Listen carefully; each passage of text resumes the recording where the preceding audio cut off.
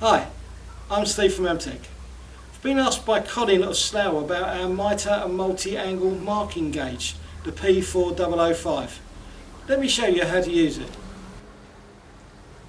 With all the holes you can draw a line from 2mm all the way up to 55mm. So you just use the corresponding hole, so if we want to do a 35, 30, 35, pencil in there and slide it all the way along, and you're making a line 35mm deep.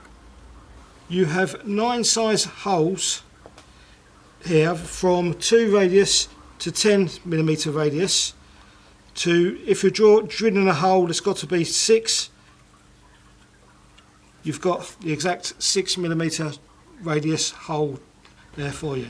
To draw a right angle for sawing, you can go up one side and then the other, and they're both straight, so therefore you know it's a straight line.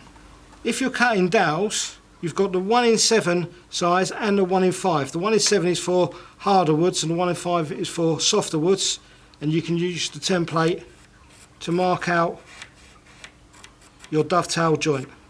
So for other angles, you've got from 10 to 80 angles there. Again, mark up your corner bit first, and then you can draw, let's say I'm going to do 35 degrees. I'll make a little note on the 35 there. I can then draw a line